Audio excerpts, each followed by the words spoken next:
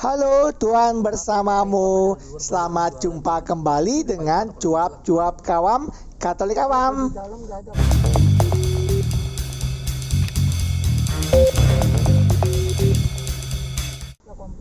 Apa kabar Bapak dan Ibu, kakak dan adik, saudara-saudara, teman-teman dan rekan-rekan semua?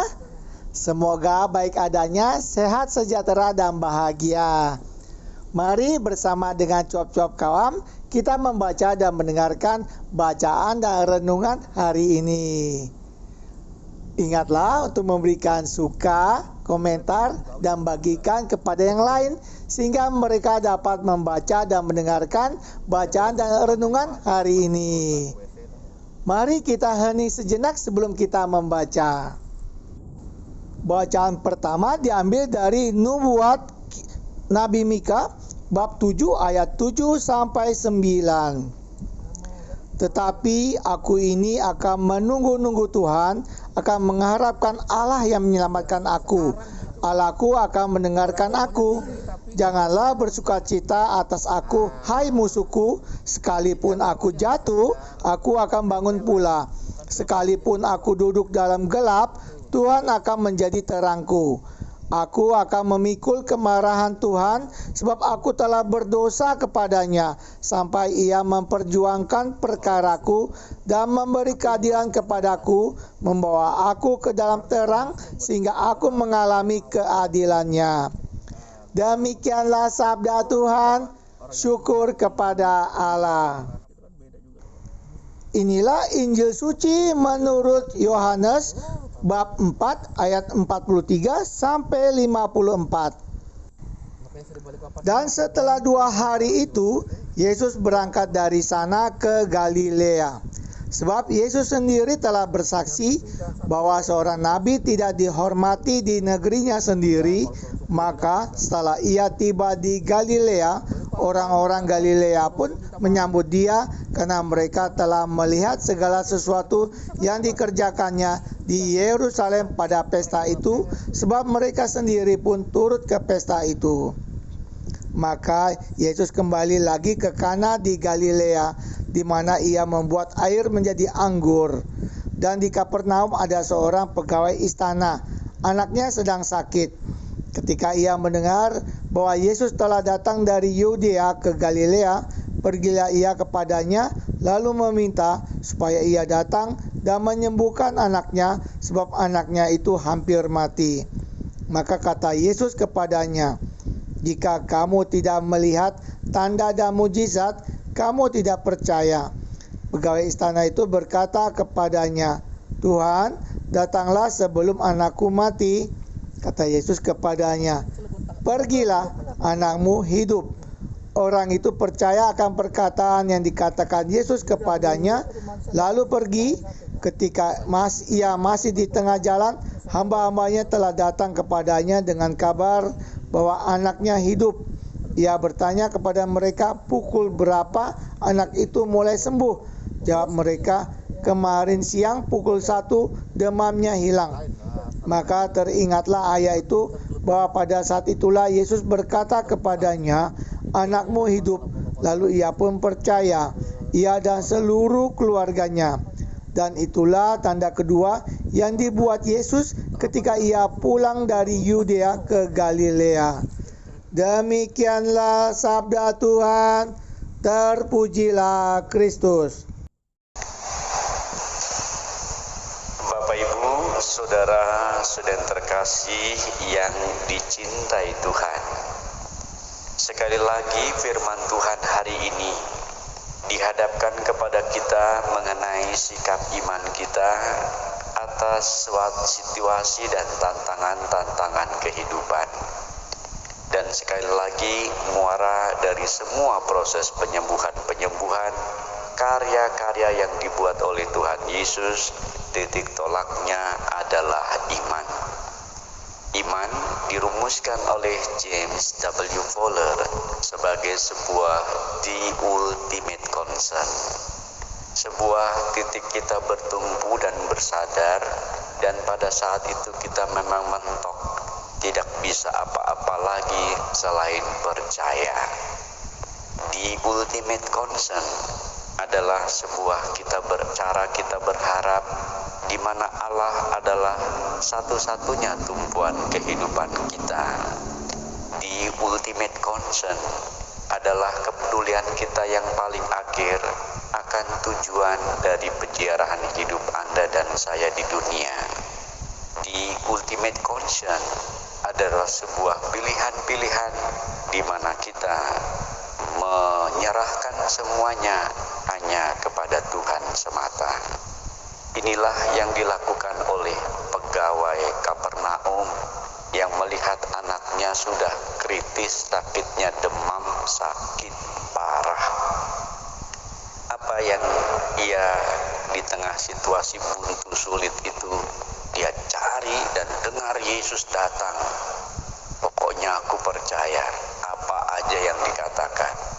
Sebab sebelumnya memang Yesus mengubah air menjadi anggur, peristiwa yang miracle luar biasa terjadi di sana karena di Kapernaum. Dan kalau Anda membaca Injil seterusnya dari kisah-kisah, pelajari kata yang satu ini, kota Kapernaum. Pelajari di sana kota Kapernaum. Kota ini sering didatangi oleh Yesus, sering dikunjungi oleh Yesus. Kota Kapernaum ini bukan desa, melainkan kota yang megah, kota yang strategis, kota yang luar biasa. Mungkin ibarat alam sutra kali ya. Semuanya ada, indah pemandangannya, ada di sekitar tepi pantai, bisa buat berdagang atau mendirikan villa-villa. Perumahan di sana juga rapi, bersih. Kalau Anda pernah ke sana melihat di antara belahan antara Betania dan juga pesisir Galilea, di sana kita akan temukan kota Kapernaum. Indah memang. Kota ini mungkin juga kita ibaratkan kota Jakarta lah, daripada Wonosari, ya kan, daripada pelosok-pelosok lain. Nah, kenapa Yesus sering hadir di tempat ini dan memberikan banyak mukjizat? Karena sikap orang-orang Kapernaum itu baik-baik. Sikap orang Kapernaum itu bukan hanya material yang menjadi fokus kehidupan mereka, tetapi Tuhan juga menjadi segala-galanya. Maka ketika pegawai di Kapernaum berkata, kamu kan cuma mengandalkan tanda dan mukjizat baru kamu percaya. Enggak Tuhan, apa yang kau katakan aku percaya. Dan Tuhan hanya mengatakan anakmu hidup. Lalu di cross check dalam perjalanan, ternyata anaknya hidup. Pukul berapa? Pukul di mana Yesus mengatakan anakmu hidup. Yang menarik di sana, maka teringatlah ayah itu, pegawai Kapernaum, bahwa pada saat itulah Yesus berkata kepadanya, anakmu hidup. Lalu ia pun percaya, ia dan seluruh keluarganya. Dan itulah tanda kedua yang dibuat Yesus ketika ia pulang dari Yudea ke Galilea. Sekali lagi menjadi sebuah kesaksian. Inilah contoh-contoh kehidupan. Kita pun kadang-kadang berhadapan dengan situasi-situasi yang sulit, mentok dengan segala urusan. Mungkin juga kita berhadapan dengan masalah-masalah kehidupan yang besar, atau kita berhadapan dengan sakit penyakit, ataupun kita berhadapan dengan hal-hal yang mungkin di luar nalar kita.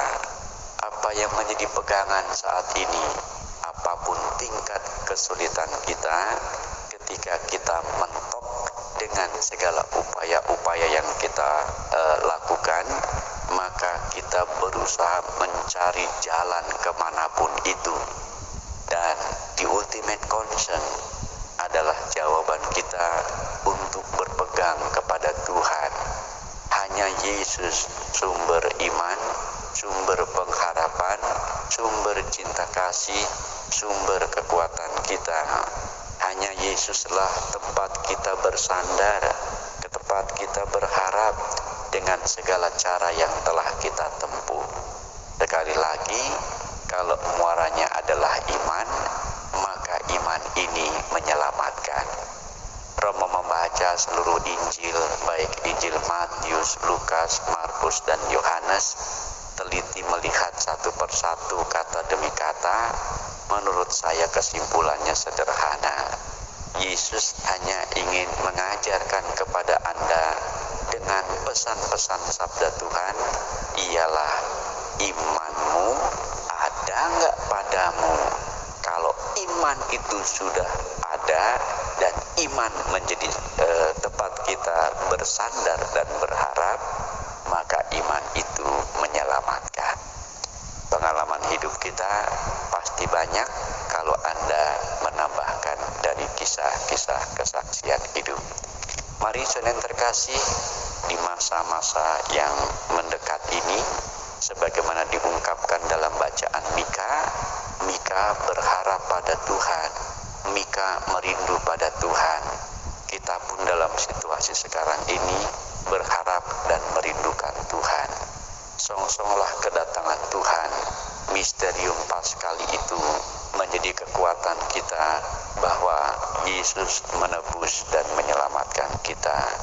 Di tengah situasi-situasi ketegangan juga, antara perdamaian dunia yang juga sangat sensitif ini, kita hanya bisa menyampaikan doa sebagaimana Paus kita Fransiskus juga menyampaikan doa. Yuk tetap dengan iman kita berharap bahwa Allah adalah segala-galanya kepada kita.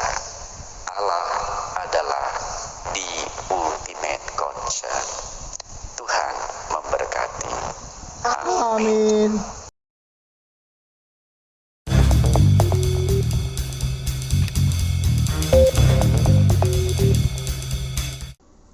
Tuhan bersamamu. Terima kasih Bapak dan Ibu, kakak dan adik, saudara-saudara, teman-teman, dan rekan-rekan semua yang telah turut membaca dan mendengarkan bacaan dan renungan hari ini. Sampai jumpa kembali dengan cuap-cuap kawam Katolik Awam. Salam sehat, sejahtera, dan bahagia. Tuhan memberkati. Kan sama si Friza nggak dikasih orek. Udah dikasih Bapak, udah lama nggak dikasih. Nggak dikasih orek kok.